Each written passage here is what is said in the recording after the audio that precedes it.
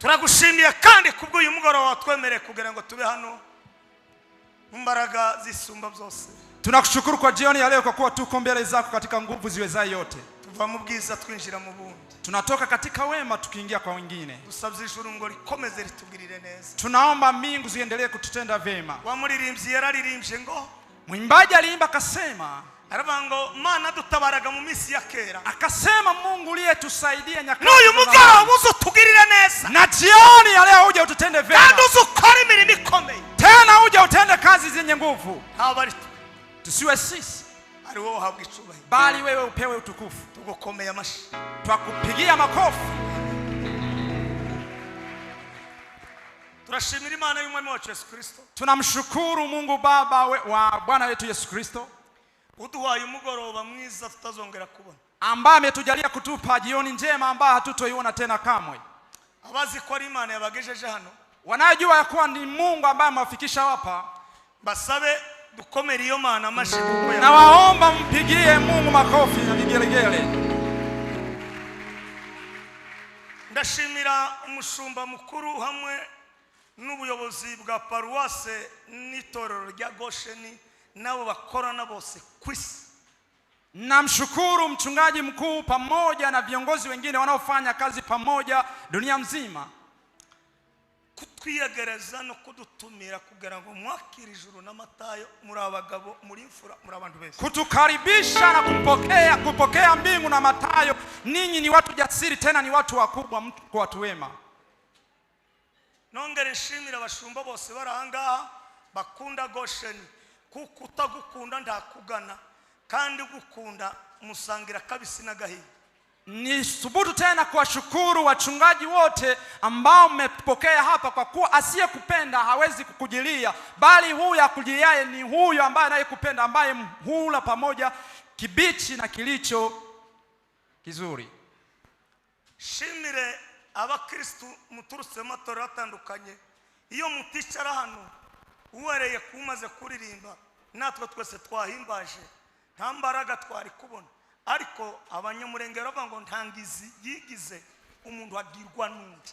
Ni washukuru tena wakristo wote ambao mmekuja, tukawa tumemshukuru Mungu pamoja na waliosifu na waliotukuza, kwa kuwa Wanyamlenge wana hadithi, wana mithali inayosema ya kuwa hakuna anayejifanya na anayejitosha, bali mtu utoshwa na mwingine. Kuri ubwo rero narimba kumbuye. Kwa hiyo nilikuwa na wamisi sana, nilikuwa na wakumbuka.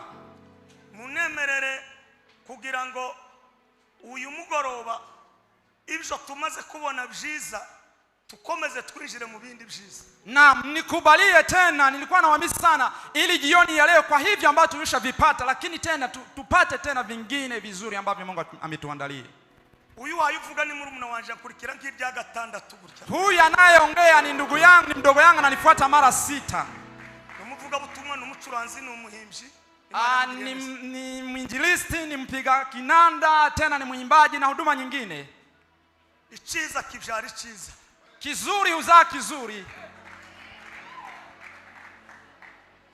Nazanye na madame nawe nahaguruka batamuzi nuhura nawe mu ndege. Nimekuja na mke wangu asiyomjua asimame muone ili msalimu.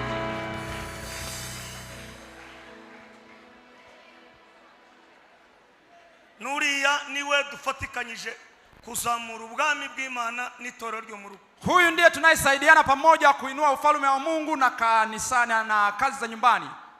Akora business ya pikipiki, agakora na business yo gucuruza ibitenge. Afite ibitenge bidoze, nimusohoka abadamu bazi kwambara biri hariya mu modoka mu mutezi imbere kuko ntangizi yigize.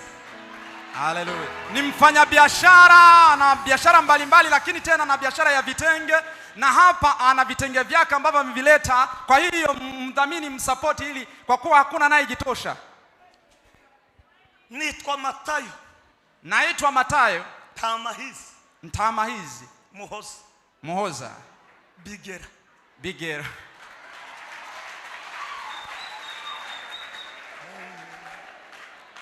Era bakwiringiraga ari mu mahoro, tugufite nitwifuza nimurengeze.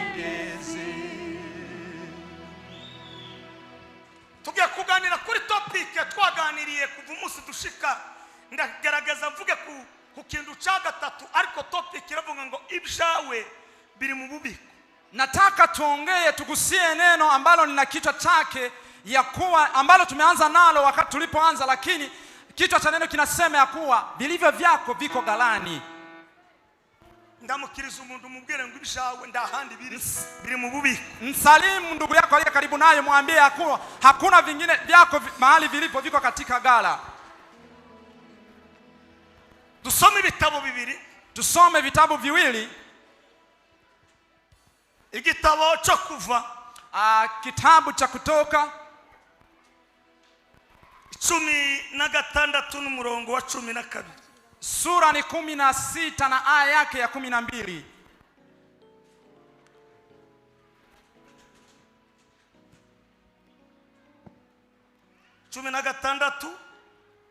Sura ya 16. Ariko uri busome na hereku ko ku murongo wa 8 niho byumvikana neza. Atakaye soma aanzie kwa aya yake ya 8, hapo ndio itasikika vizuri. Hanyuma tuze gusoma n'igitabo cha Nehemia, alafu 13 n'umurongo wa 4 kugeza ku wa 6. Alafu baadaye tutasoma kitabu cha Nehemia ibice 13 sura 13 4 na aya yake ya 4 kugeza kuri 6 hadi 6. Umuhanga uzi gusoma neza coba ari Kinyankore, coba ari Kinyarwanda, araguruka soma. Mtaalamu anayejua kusoma vizuri hata kiwa Kinyankore au Kinyarwanda asimame asome kitabu.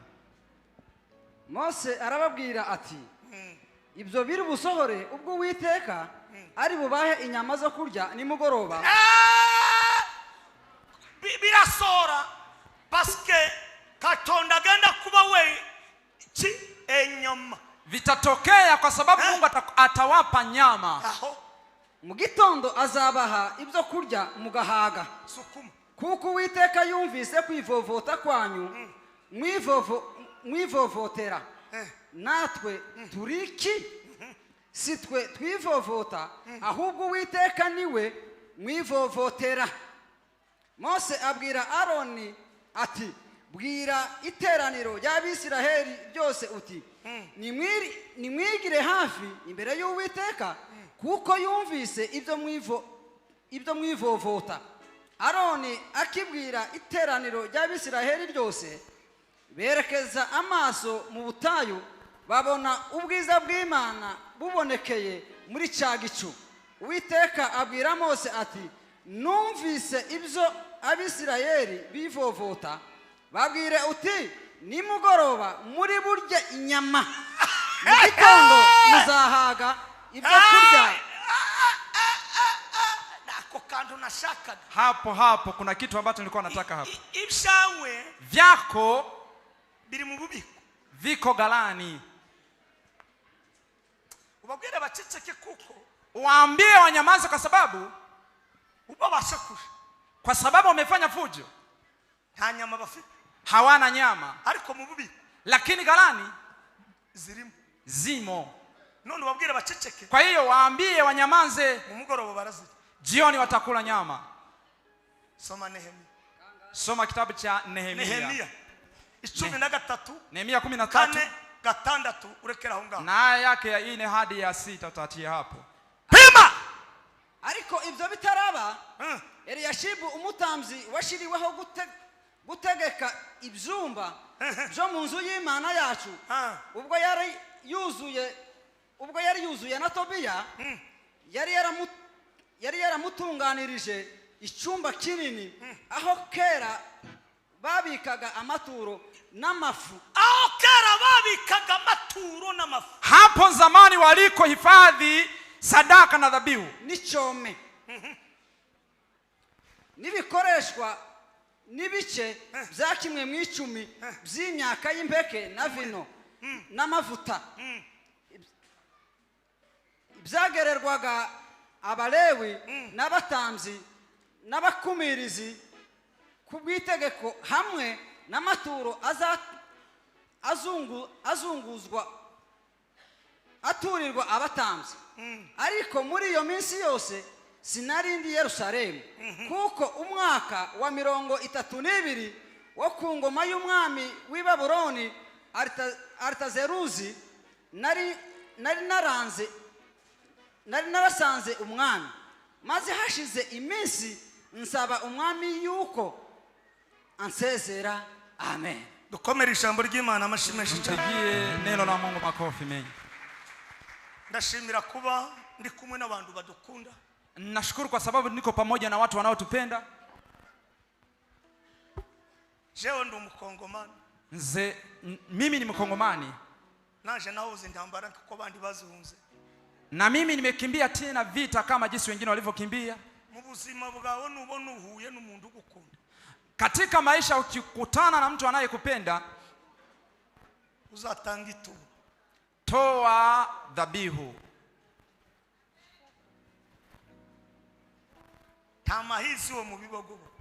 Ntamahizi wa bibokoboko. Umuntu ukora muri government ya Uganda. Mtu anayetumika katika serikali ya Uganda. Tazi dad. Hamjui babangu. Tazi sogokuru Bigera.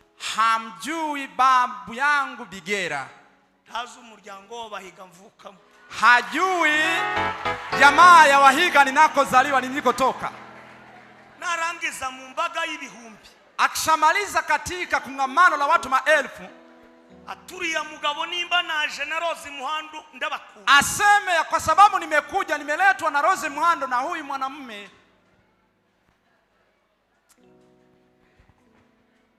Reka ndangitu. Acha nitoe dhabihu. Sadaka ndio hii. Nitoe dhaka. Amen. Ubwenge si uburebure. Akili si urefu. Ubwenge si kuba munini. Akili si unene. Ubwenge nukumva ugakora ishimana yakuremeye. Akili ni kusikia na kutenda hicho Mungu alichokuumbia. Nyakubahwa nanezero. Mwenye heshima, nimefurahi sana. Noneho naje sabe ubusabe. Na mimi niombe. Nimba bishoboka. Ikiwezekana, nusaba umunyabwenge. Ukiomba mtu mwenye hekima, tuvuge ngo ndasabye. Usinene kama anavyoamuru. Nimba byashoboka. Usiseme eti ikiwezekana. Mukanya naje kuramutsa. Useme angalau na mimi naomba baadaye nami nikusalimu. Ibindi nyine mukura mukanya birakurikira. Vingine kwa kusalimiana vitafuata. Nganiriye ngumunyabwenge. Hapo nasema kama mtu mwenye hekima. Twinjire mu ijambo. Tuingie kwenye neno. Ni muzamuri ibiganza. Tuinue mikono. Sema he! Sema he! Ububiko gala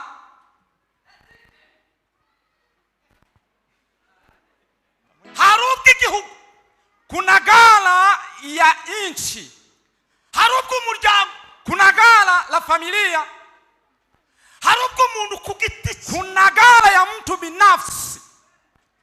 Haruki umuryango. Kuna gala la familia. Ariko imbaraga z'ubwo bubiko, lakini nguvu za gala hilo nukubukorera icyitwa economy, ni kufanya hesabu. Mu buzima bwawe, katika maisha yako, mu bubiko hazajemo byinshi. Katika gala mwekeni vino, hazajemo byinshi. Waende vingi, hasohoke bike, watoke vidogo. Isi ndizakwita kukomeye, dunia haitakuita mwenye nguvu ukoresha ububiko nabi. Ukiwa unatumia gala lako vibaya, ariko nubukoresha neza, lakini ukitumia gala lako vizuri, isi zagushaka, dunia itakukuta. Abagufi bazagushaka, wenye wafupi watakufuata, abatakuzi bazagushaka, wasiokujua watakutafuta. Ndasenze muri uyu munsi wano, naomba siku ya leo ububiko bwawe, gala lako ubufate neza, lishike vizuri. Reka tange haleluya. Acha nitoe haleluya. Ni muzamuri biganza. Tuinue mikono. Haleluya! Haleluya! Twaganira ububiko bwo mu mutima. Tumenena juu ya gala la roho la moyoni. Daudi yaravuze ngo, Daudi alisema, nabikiyisha, nimehifadhi neno mu mutima, moyoni. Hapana mu magufa. Si kwenye mifupa. Hapana mu magambo. Si katika maneno. Mu mutima. Moyoni. Imana nayo yaravuze ngo, na Mungu pekee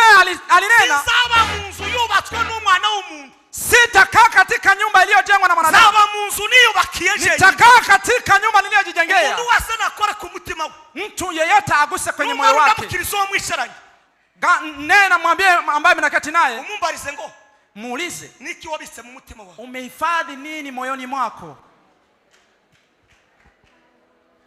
uitwa kwa Samueli mwana wa Elukana, ulitokana na mama yake Ana. Mama Ana alipanda Shilo ili aombe ampe mtoto. Mama Ana alipanda Shilo ampe mtoto. Mama Ana alipanda Shilo Mungu ampe mtoto. Nimusamuri bikaza byane. Haleluya. Ndongera ndababwira ngo ububiko bwa kabiri, nikawambia tena gala la pili ni mu mutwe, kichwani.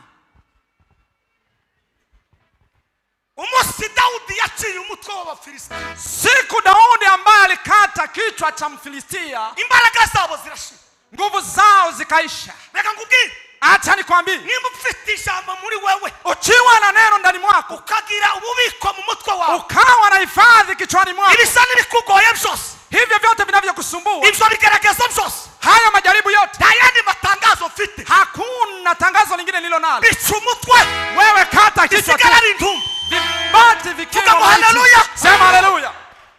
isi Dunia ikeneye abanyabwenge, inahitaji wenye hekima. mwumvise umudepite ko yavuze, Mmesikia jinsi deputy alivyosema, mwumvise ibyahagarariye, mmesikia vitu ambavyo anavyoviongoza na kichwani.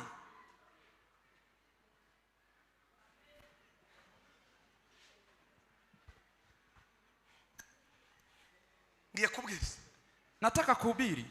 ndamukiriza umuntu mwisharanye, msalimu anayekukaribia, umubwire ngo ndukemere ko baguca umutwe, mwambie usikubali wakukate kichwa. umutwe niwo uva mu bitekerezo, kichwa ndicho kinachotafakari, umutwe niwo uva mu iyerekwa, kichwa huko ndiko kutokako ufunuo, umutwe niwo uva mu bintu umuntu ayobora, kichwa huko ndiko kutokako vitu ndasenze uyu munsi wa none, naomba siku ya leo, ukinda yawe itavuyemo, kwa kuwa mimba yako haikutoka haikuharibika, utapfuye mu bamaze gupfa, kwa sababu hukufa pamoja na waliokufa, by'ububiko bwo mu bwenge bwawe Imana yaguhaye, dhihirisha kazi za hifadhi hilo Mungu alilokupa. ndanezerewe mata, nafurahi sana. yeme nimukomere Imana amashyi menshi gira ngo Mpigie Mungu makofi mengi, nimwongere amashyi ku Mana, mpigie tena makofi. hari umuntu utumva Kinyarwanda mwese hano, Kuna mtu asiyesikia Kinyarwanda hapa? Nyinyi nyote hapa, hari uwari, kuna ambao hawasikii Kinyarwanda? nabo bahungu biwe bari hanze, okay, ubwo bari hanze reka bakomeze bumva, Okay, bimeze neza, nimuzamu nimukomere Imana amashyi menshi, mpigie Mungu makofi. Imana ya Isiraheli, Mungu wa Israeli, umuriro wa Seda, reka tugende kuko umuriro watse, Imana ya Isiraheli, Mungu wa Israeli ntiyashatse igifu, hakutaka mpumbavu, yashatse umunyabwenge, ametafuta mtu mwenye hekima, kandi ubwo bwenge tena hekima hiyo bufite isoko, una chemichemi. naravuze ejo, Nimenena jana, umunyabwenge mwenye hekima abyara umunyabwenge, huzaa mwenye hekima. iyo wemewe kwigishwa, Ukikubali kufundishwa, bituma ugera kure, vinakusaidia kufika ariko mbali. iyo utemeye Usipokubali, ubigifu. wewe ufanyika mpumbavu. Tega amatwi, Sikiliza, tega masikio. Isiraheli bari mu butayu, Israeli wako jangwani, nuko bagiye mu butayu, hata kama wameenda jangwani, ariko ubwenge bwa nyina wa Mose lakini hekima ya mama Musa tibwari mu butayu. havikuwa jangwani. Ushobora kwitwa impunzi, Waweza kuitwa mkimbizi, ariko ubwenge bwawe lakini hekima yako tibuba mu buhunzi, haitakuwa katika ukimbizi.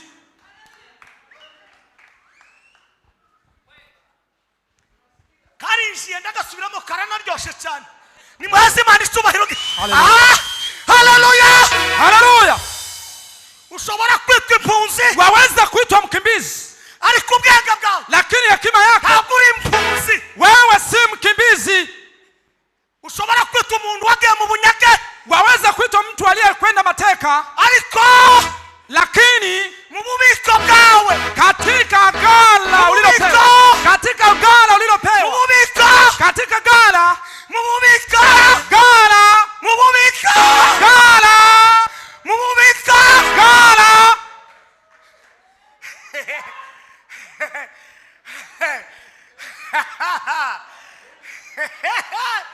Umuriro uratse kandi ndanezerewe. Moto umewaka tena na furaha. Nimuzamureke. Tumuinulia Bwana utukufu. Sema haleluya. Haleluya. Sema hey. Hey. Itegeko litangwa na president Farao. Amuri ikatolewa na mfalme Farao. Levo yabisi igira higarukira. Kuna daraja ambako wengi hurudilia, Ariko levo y'abafite ubwenge bw'ububiko bw'Imana. lakini tena daraja la mtu huyo ambaye ana hekima ya gala la Mungu kuna ambako linafika. Isi ni ivuga ibyabo, wowe kukuri mu bubiko bw'ubwami bw'ijuru uzavuge muri levo y'ubwami bw'ijuru. Dunia ikinena vyake, lakini kwa kuwa wewe uko katika gala la mbingu, nena tofauti na dunia.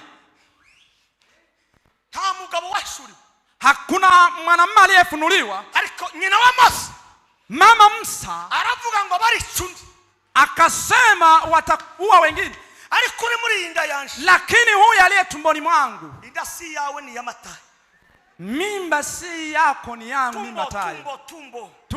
Tumbo si lako ni langu mimi Matayo. Estoma yabamaze, amibe yabamaze, sinza ndwara na amibe ndayongira na estoma ndayongira. Buri biryo byose nza mbirya, ariko yakugoye n'ubu ni bibazo. Magonjwa yamekuwa mengi, yamekusumbua. Mimi sigonjwi na wewe imeendelea kusumbua. Hata kuna Nina Mose aravuga ngo mama Musa kanena akasema abandi, akasema wataua wengine, mu bubiko, lakini nimehifadhi galani mwangu. mu bubiko, Galani mwangu. Shirama gasirimba sha.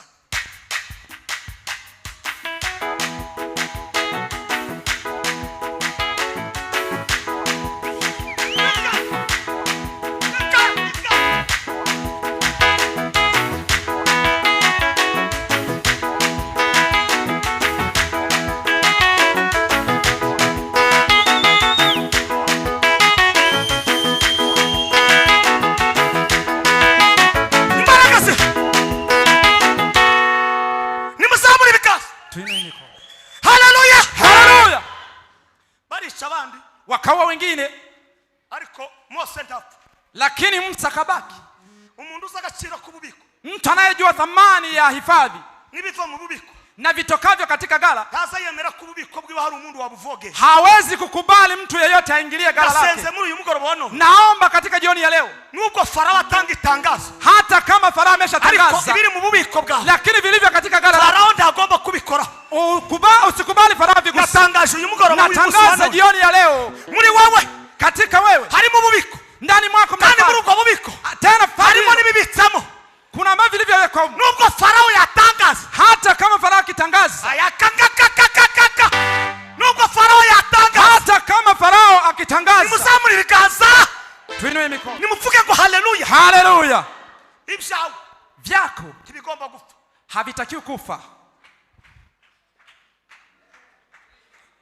Amuzamura ku misozi, Akamwinua akaenda mlimani.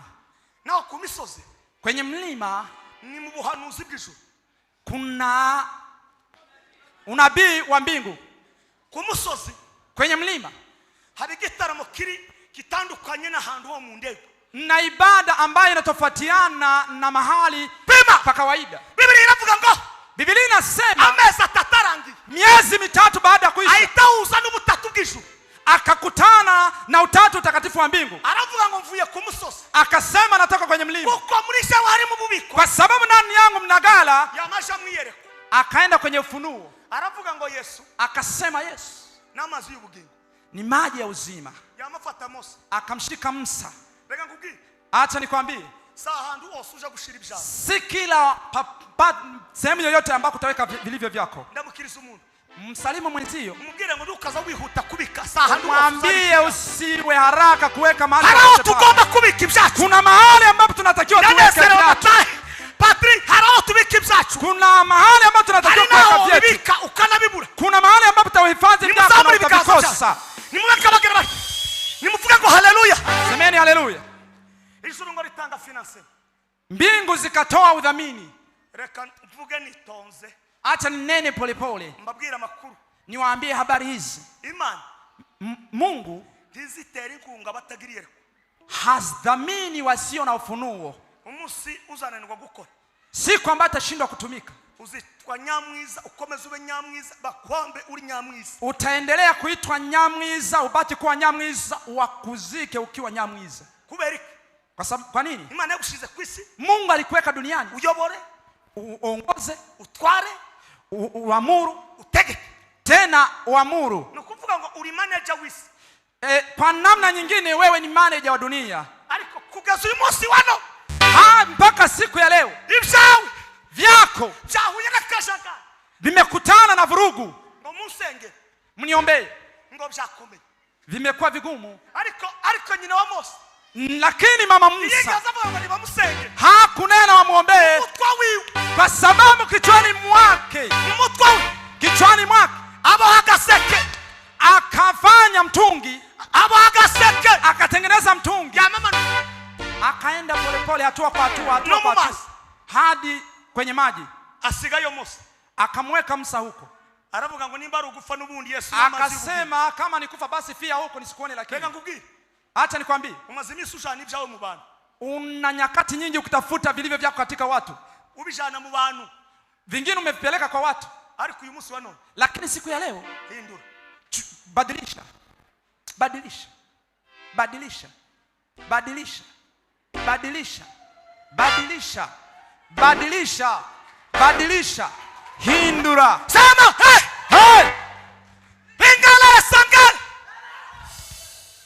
Nukore bikomeye, ukikutana na vilivyo vigumu, imani zakora akomeye. Mungu atafanya, atakuonyesha vilivyo vigumu. Nukore bikomeye, ukifanya vitu vyenye nguvu, imani zakora akomeye. Mungu atagusa kwenye nguvu. Kamata kitu pete. Tumenga bandu weba. Bakabanya makuru. Tuwe kama watangaza habari. Kiraho tuwe kabareba. Isikira kutegereza.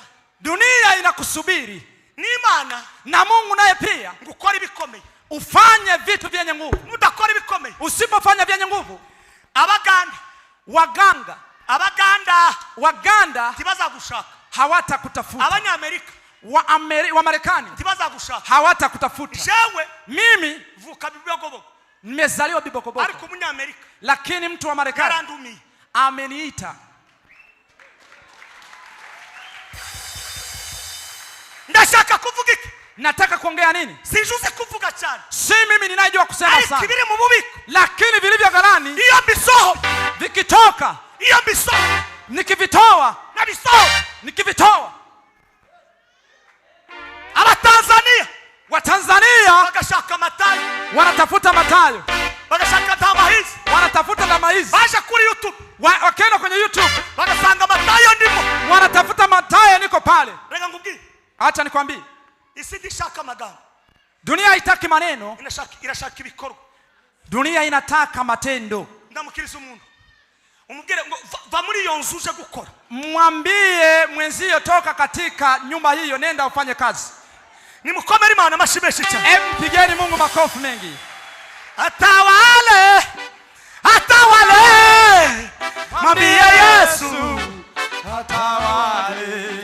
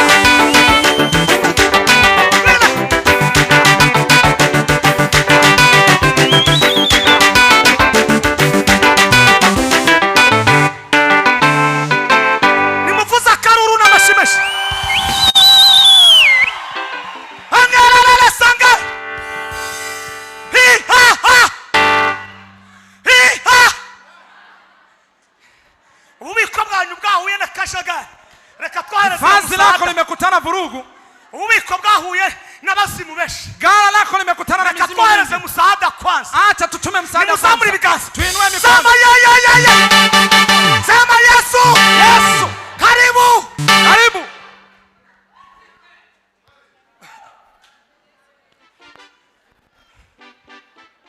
Nyina wa Mose Mama Musa ngo asigara ari mu rugo. akabaki nyumbani.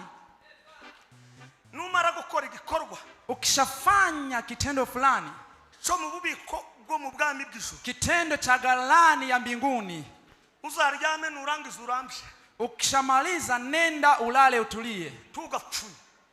Usikunje miguu, Kuko ibisubizo iyo bije, kwa sababu majibu yakija, abantu bose bagusetse, watu wote waliokucheka baza bavuga ngo twaragusenge. unene ya kuwa wamekuombea. Umva Biblia ko yavuze. Sikiliza Biblia ilivyosema. Kapasite ya nyina wa Mose ndi yari kwicara ku mazi, kuko bari kumuvumbura kamubwira ngo mama, wewe ndio mama mtoto. Mama Musa hangekaa kwenye mto yule, bali wangemgundua na kusema wewe ndiye mama huyu mwana. Ariko abwira mushiki wiwe, kapasite y'abana genda uje kureba ingaruka zo muco nakoze gikomoka muri kapasite yo mu bubiko bw'ubwenge. Lakini akamwambia dada wa Musa, akamwambia nenda ukae hapo, angalia ambacho kitatokea mtoto, kwa sababu aligundua na kutoa hicho alichokitoa galani. Nukora ikibi, ukifanya kitu kibaya, Satani aragushigikira. Shetani ukukaribia. Nukora ibyiza, ukifanya vitu vizuri, Imana iragushigikira. Mungu hudhamini. Nurwanya abantu, ukipiganisha wengine, nawe ndiye uzabura bazakurwanya, na wewe pia watakupiganisha. Biblia iravuga ngo, Biblia husema icyo umuntu abiba, mtu anachokipanda, icyo umuntu abiba, mtu anachokipanda azasaru, ndicho atakachovuna. Azasaru, ndicho atakachovuna. Saru, ndicho atakachovuna. Iki cyumweru, wiki hii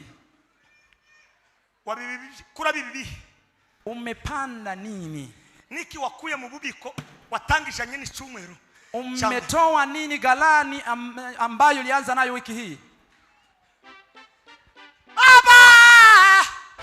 Baba Mungu tengeneza njia. Mungu tengeneza njia. Baba tengeneza Baba Mungu tengeneza njia. Kubera kuko yakoze bikomeye. Kwa sababu alifanya vitu maarufu. Imani ikora akomeye. Mungu akafanya kitu bikomeye. Ukifanya vitu vyenye nguvu. Nahanuye muri uyu mugoroba. Natabiri jioni ya leo. Mureke kwicara mu mago yanyu. Nendeni msikae tena nyumbani kwenu. Mureke kwicara mu mago. Msikae nyumbani tena. Ikisiga cyo kwicara. Muda huu si muda, si kipindi cha kukaa. Kwicara. Si muda wa kukaa. Ni gihe cyo guhaguruka. Ni kipindi cha kusimama. Mu bubiko. Na kutoa galani. Mu bubiko. Na kugusa galani. Galani. Nimugera muki. Sema hey. Vuga ngo hari mu bubiko. Nena kuna galani.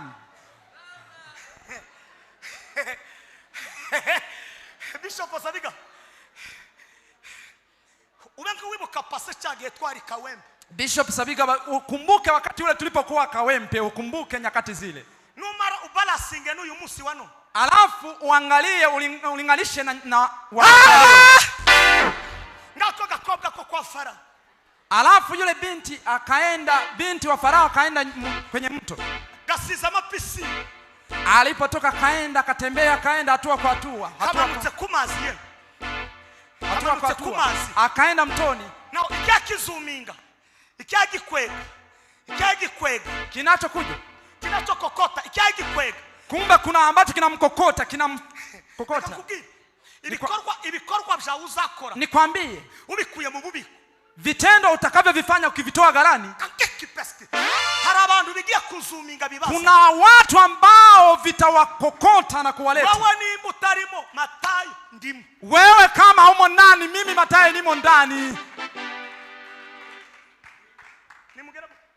Fanyeni hivi. Uko mubikoze.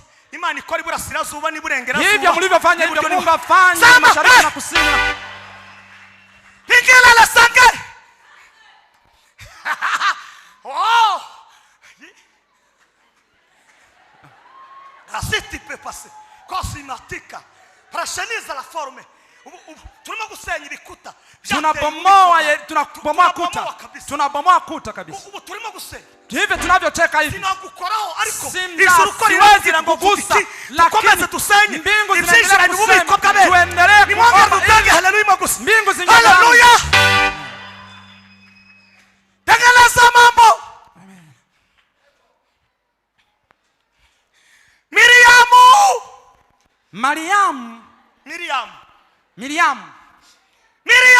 Miriamu yarafite ibintu bitatu. Alikuwa na vitu vitatu. Icyambere, kitu cha kwanza, kumenya kuvuganira igikomoka mu maraso ya. Alijua kunena kwa sababu kilitoka katika damu ya mama yake. Mwabanya Afrika, nyinyi wa Afrika ni munanirwa gukorera Afrika, mkishindwa kutumikia Afrika. Nakambare, acha niwaangalie vizuri watazama. Sijaona watu walio kama nyinyi. Mwabanya Afrika, hii ni kweli nyinyi wa Afrika. Nimba mutegereje ngo abazungu nibo bazadukorera Afrika. Kiwa mnangoja ati wazungu ndio watakaotengenezea Afrika. Wabafata nk'umugozi akabahambira tukaje ko mu ijuru rya gatatu. Ingewezekana nishike kamba niwafunge twende katika mbingu ya tatu. Mwabanya Afrika, nyinyi wa Afrika. Mwabanya Afrika, nyinyi wa Afrika. Mwabanya Nkore na Baganda, nyinyi wa Uganda na Wanyarwanda, Waganda na Wanyarwanda, Tanzania na wa Tanzania. Unile kigamba cha Ruhanga. Msikilize neno la Mungu. Atonda yatuwada magasi. Mungu ametupa neno, ametupa hekima. Tari wa Mungu asobora kujyo okutuyamba na fe tena katonda yatuwada mawangagano tukole tutambule tugende. Tusingoje mtu aje atusaidie, bali kwa hekima Mungu aliyotupa tufanye kazi tuendelee. Miriam aravuga ngo, Miriam kanena, okay, uyu mwana nobona umurezi. Akasema huyu mtoto naweza kupata mlezi. Jumenya kuvuganira abantu. Jua kusema kuwanenea watu, kuwatetea watu. Nimukomere Imana amashimeshi. Mpigie Mungu makofi. Ubushize nahuye n'umuntu Kigali. Juzi nimekutana na mtu Kigali. Yitwa Reverend Charles. Anaitwa Reverend Charles. Wo mu Isoko Kibohora. Wa kanisa Isoko Kibohora. Chemichemi ya kufungua. Chemichemi ya kufungua. Azanira umugabo umwe uvuka Nyamasheke. Akaniletea mwanamume mmoja ambaye amezaliwa Nyamasheke. Kubera mu bubiko hari mu bintu byinshi. Kwa sababu galani mna vitu vingi. Ndirimbi ivuga ngo Yohana yawari. Nikaimba wimbo unaonena Yohana ndiye aliyekuwa kwenye. Akasikia sauti imemfikia. Ikie kayegerera Bondangize nkora isengesho. Nilipomaliza nikaomba. Sengeri Nyamasheke. Nikaombea Nyamasheke. Shari ranzanira umuntu Nyamasheke. Yeye Charles akaniletea mtu kutoka huko Nyamasheke. Ukuzi. Anayekujua niuza kuvugana ndiye atakaye kutetea. Tangaje uyu mugoro. Natangaza jioni ya leo. Imana ikore mu bubiko. Mungu aguse galani. Harabata kuvuga uyu mwaka ushise. Kuna ambao wako kunena vizuri mwaka uliopita. Na Mose. Lakini akutanishe Musa. Dore kundu bahe bande. Angalia jinsi wanavyonitazama. Mugere muti. Mfanye hivi. Kuvuga ngo ninanena hivi. Ikuhusa numu. Akukutanisha na mtu. Akuvugana. Akutetee. Charles akanipeleka kwa mwanamume huyo. Amaze kungezayo. Aliponifikisha huko, umugabo aravuga ibyo turya byose. Huyo mwanamume kanena vitu ambavyo chakula ambacho tutakikula hapa. Kandi tuja mu mujyi wa gati Kigali. Tena tukaenda mjini katikati kabisa. Nubona bakujanye muri restaurant nziza. Ukiona wamekupeleka kwenye mgahawa mzuri, uri umunyabwenge, ukiwa mtu mwenye hekima, tukaryani huba. Usile na pupa. Kandi ndukabanze kwarura. Usiwe mlafi tena, usipakue mbele ya wakati. Uzareke babanzi. Wewe ngoja kwanza watangulie. Nurangiza na urebe ukundu bahe bagenda. Ukishamaliza angalia nao jinsi wanavyoendelea kufanya mambo yao. Ariko nujani hu. Lakini ukienda na pupa, aravuga ngo uyu mutipe mu bubiko bwiwe arimo problem. Watanena huyu mtu galani mwake mna tatizo. Arambaza tasura fatiki. Akaniuliza utashika nini? Mbwira Shari. Nikamwambia Charles. Charles. Ni wao uziranye n'uyu mugabo ariko mu gutwe. Wewe ndiye unayemjua mwanamume huyu, lakini nikamnongonezea. Urumva twokomanda. Sasa unasikia tuweza kuomba nini hapa? Ndamubwira ati je kunda mata. Nikamwambia mimi napenda sana maziwa. Kandi nimba utazurira muntu ugende tutagusenge yabona abadaimoni. Lakini kama hunywi maziwa usiende bila kuombea, hiyo ni hizo ni. Ndamubwira kunda n'umutsima. Nikamwambia kunda n'umutsima. Nikamwambia huwa napenda na ugali. Kunda n'imyumbati. Napenda pia na mihogo. Kunda n'inyama yokeshi. Napenda na nyama choma. Wewe sasa vuga. Nena. Just vuga. Wewe sema, mimi sitasema. vugira. Wewe nenda unitetee huko. Hari ahantu bazaguhamagara, Kuna mahali ambapo watakuita bene wanyu mutarakora iyo service mu bijanye no gufungura, watu ndugu zako ambao hamjawahi kula nao. ndamukirisa umuntu mubwira ko Imana nikingure Salimu ububiko mwambie Mungu akifungua gala ikusingiriza ibintu utarabo, watakupeleka mahali Imana ambapo. bashimeshe. Warangiza wa mugabo Alipomaliza yule mwanamume arambwira ngo ndagukunda, akaniambia, unajua nakupenda sana, ati kuba warasengeye i Nyamasheke kwa sababu uliombea kwetu Nyamasheke, niho iwacu, huko ndo kwetu. warahasengeye Umepaombea, Imana yangiriye neza, Mungu akapatenda vizuri. pesa nimero ya mobile money. Kwa hiyo Mungu alinitendea vizuri. Kwa hiyo nipe namba yako ya mobile money. Nugera mu Buganda Ukifika Uganda utunge mobile money, uwe na mobile money. nugera i Rwanda Ukiwa Rwanda Airtel money uwe na Airtel money na Tigo cash, na Tigo cash. nugera Nairobi Ukifika popote pale utunge M-Pesa. ukifika Nairobi uwe na M-Pesa. Hari umugisha wawe, Kuna mbaraka wako Imana ishaka gukora mu bubiko bw'undi, Mungu akiwa anataka kugusa galani mwake, udaca ku wundi. hupita kwa mtu. Ni wasama ngo yaye ngo sindafungura mobile money, Uki- barakucisha uki- handi ntuzi uwo mutipe capacity yiwe kwingana. Ukizubaa alafu Mungu akitafuta mobile money ili aweze kutendea, utakuta mambo mengine. Gica umuhungu yasetse kuri sente, nimusamura ibiganza. Ashiramo ibihumbi 200 by'amanyarwanda, Akaweka 200,000 za Manyarwanda, arambwira ngo yo ni salamu shira abana. akaniambia hiyo ndo salamu wapelekee watoto. Bukeye arambwira ngo Alafu siku nyingine akaniambia, nakubonye kuri YouTube, nimekuona kwenye YouTube, ndashaka kukugurira computer. kwa hiyo nataka kununulia kompyuta. Reka nkubwire Acha nikwambie, ibyawe vilivyo vyako biri mu bubiko. viko galani.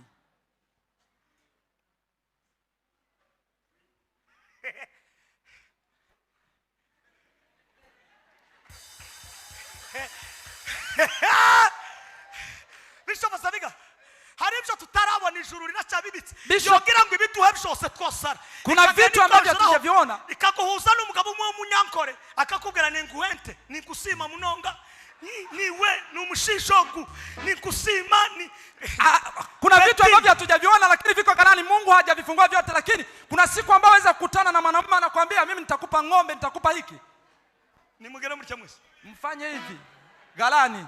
ndamukirizo mwicara mubwira ngo uku kwezi Imana Salimu unaketi naye mwambie, mwezi huu Mungu akujilie ghafla. Shiramu kisirimba dushime kuri Weka ataka. kisirimba tumshukuru Mungu.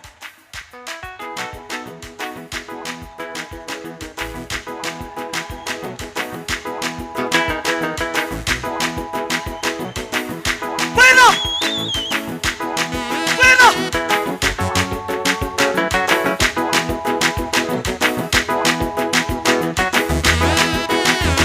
Amuye amaboko yawe shimizina yuwa mwami zamuye.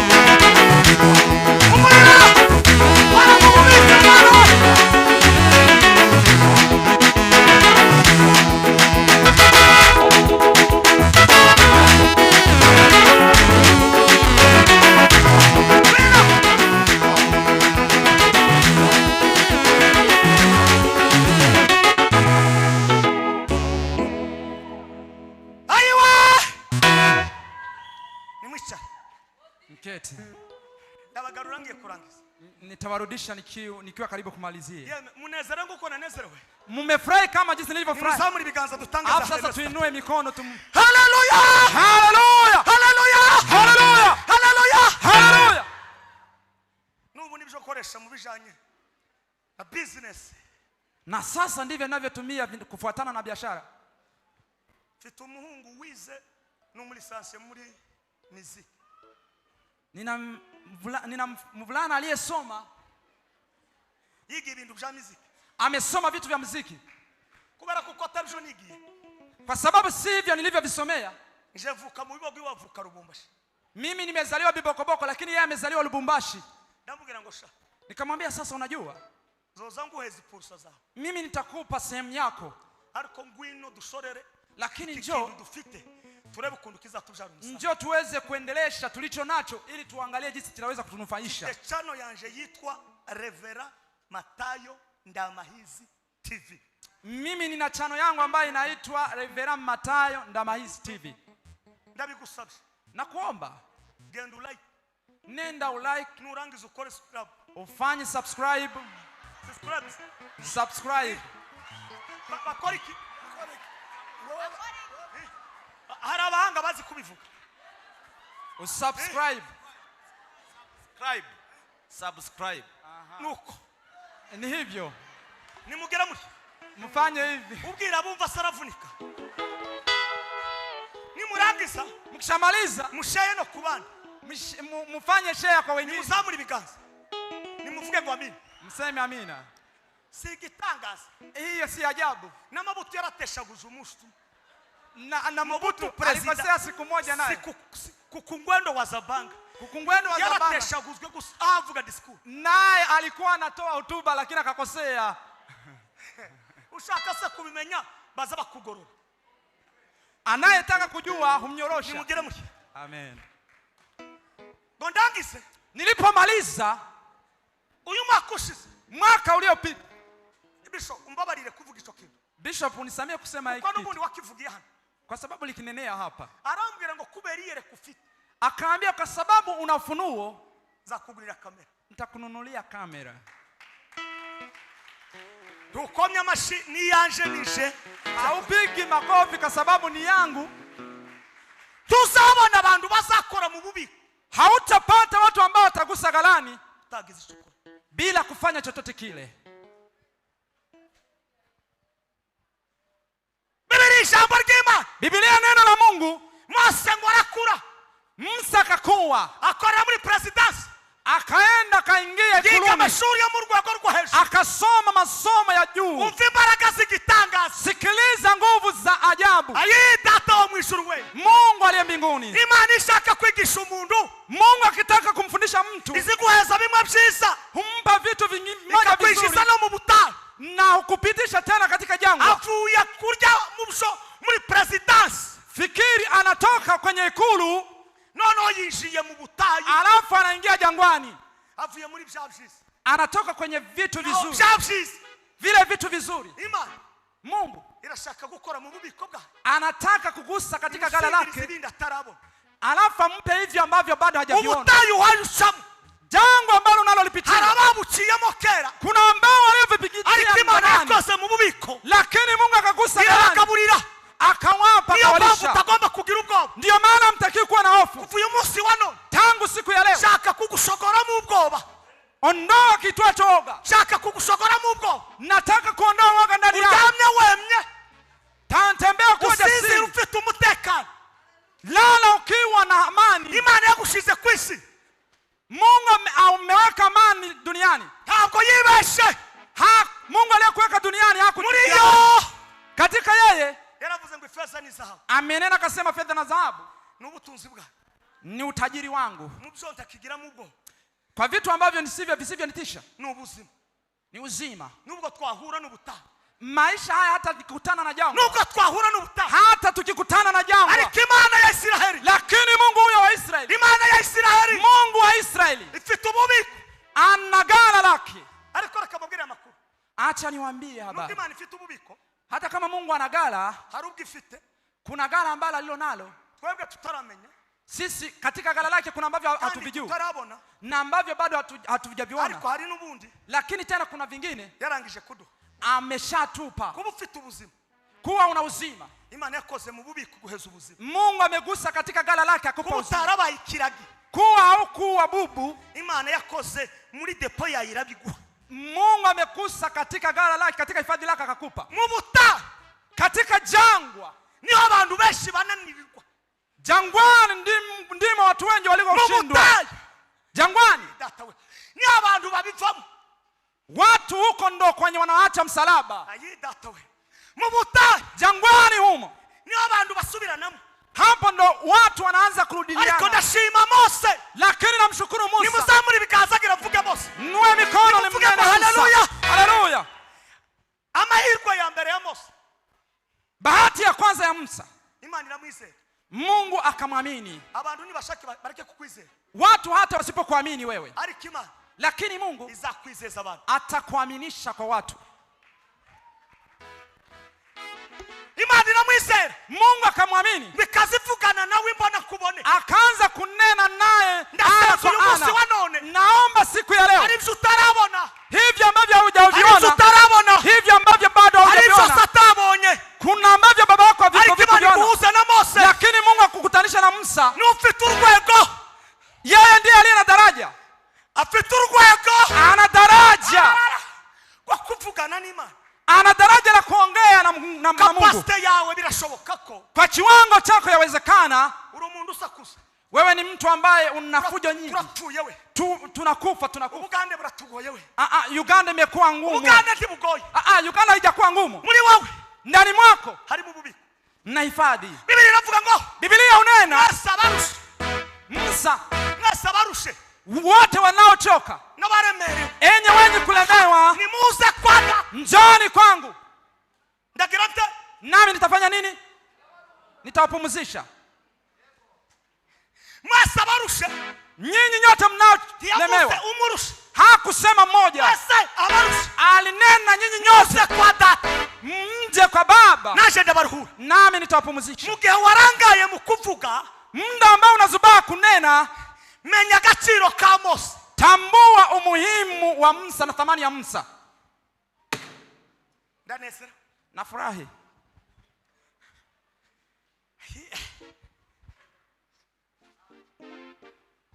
Babwira Mose. Wakamwambia Musa. Turarushe na mana. Tumeshachoka mana hii. Hari bizurushe. Kuna ambavyo ulishabishiba. Kavuga ngo ibi. Umesema hivi nimevishiba, hivi nimeshavichoka zivitaki tena. Nizi serumu nazo. Na hizi saluni ndogo nazo za beti ya chini. Okay.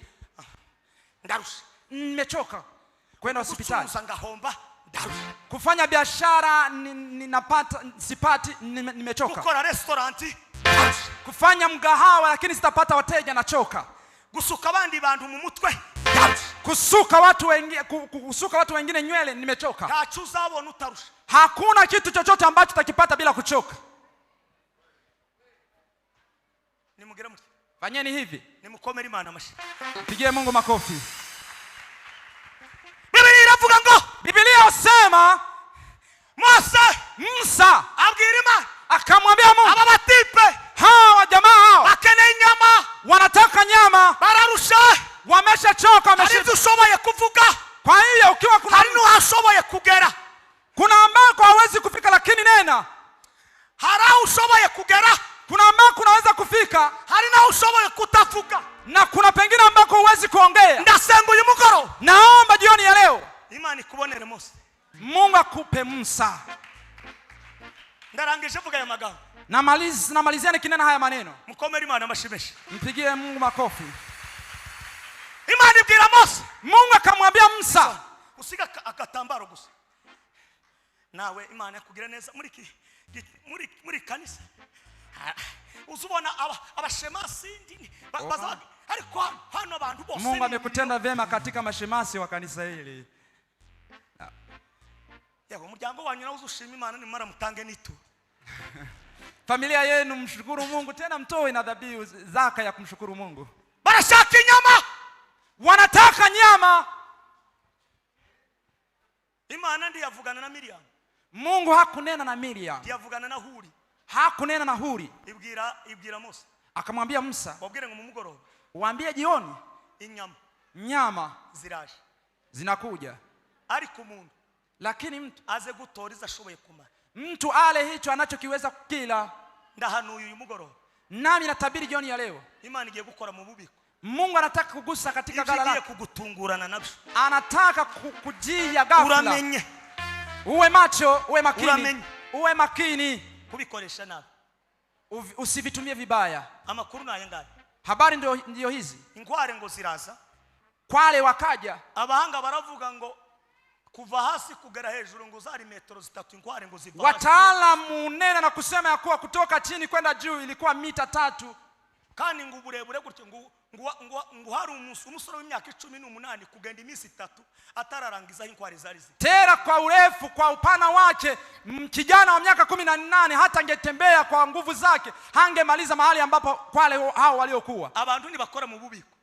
Watu wakigusa galani mwao bazaguhabike. Watakupa vidogo. Ariko Imana nikora mu bubiko. Lakini Mungu akigusa katika gala. Ndabahanuriye umugoroba na watabiria jioni ya leo. Imana ikora mu bubiko. Mungu aguse katika gala lake. Nirangiza ubwo bubiko. Mungu aguse katika gala lake. Ibazamure mu rundi rwego. Weke kwenye daraja jingine.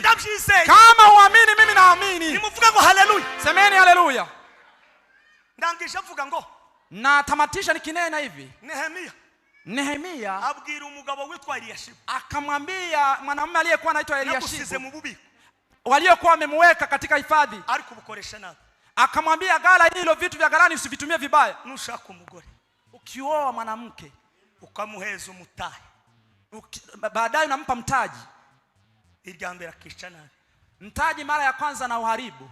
Uzamusohokane munyonyo uze kumubaza ngo ese ukampeleke mnyonyo muulize kichwani mwako una akili timamu. Kuko ibishimani duha. Kwa sababu Mungu anavyotupa sivyo kwishubusa. Si vya kuharibu. Nimugire muti. Mfanye hivi. Ibyawe vyako biri mu bubiko. Viko galani. Mwakirija. Mpokee neno. Amen. Amen.